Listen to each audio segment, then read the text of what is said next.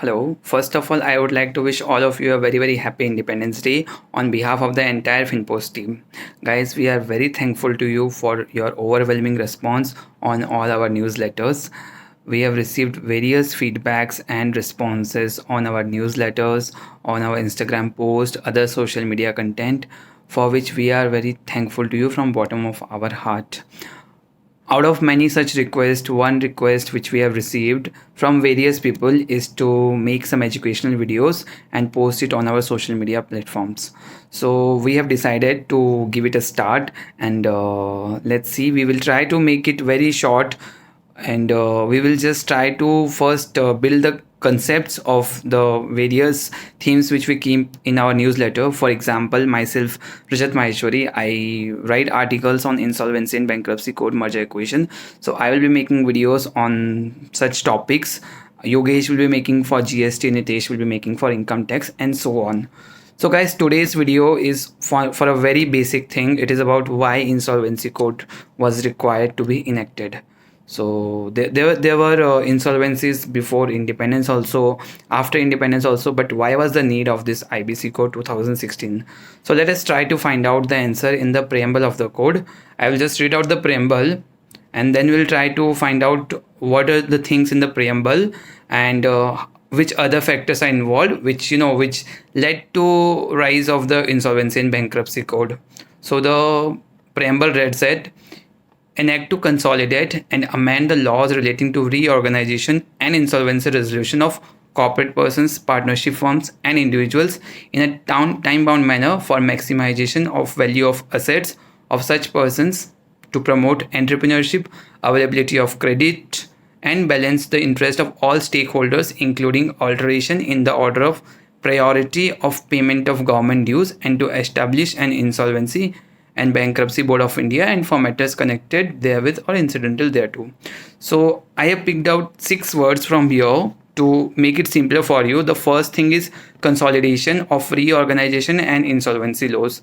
So guys, there are various legislations for insolvency and for merger equation for reorganization prior to 2016 also. To get a more detail on the same, please refer our Independence Day newsletter. We have mentioned all the laws related to the same.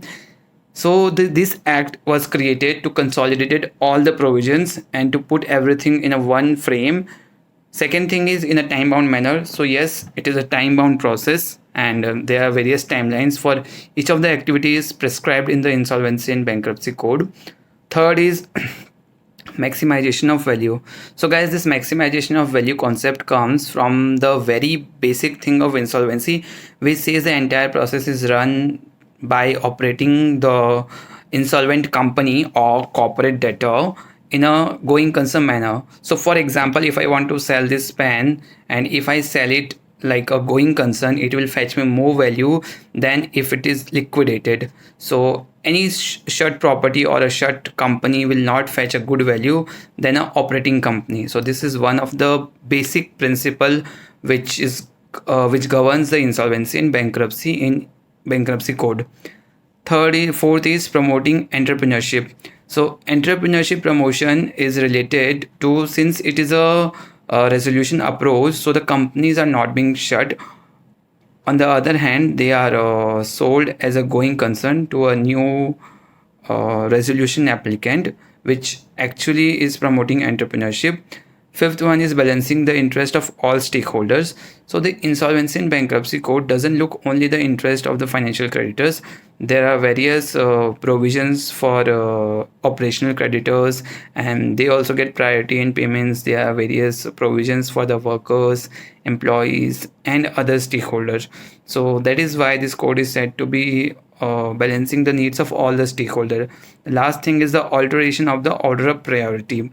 So under previous laws, all the government dues were getting the first priority in payment, which was leading to a loss to various operational creditors or individual businesses. However, in this scheme of things, the government dues has been kept as the last priority. So it is a change in the priority of payment. Now, apart from the preamble, there are few things which are actually a factor because of which insolvency and bankruptcy code stands out of all the various legislation.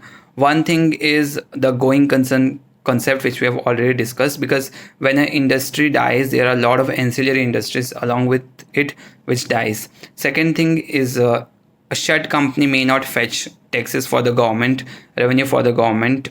But if a company is operating, be it run by the previous owners or be it run by a new owner, but at least it will generate some taxes, and also it will generate employment for various stakeholders, and the employment also helps the families of other employees to survive themselves. So in a way, running the company, selling the company, resolving the company as a going concern actually helps in the economy as well.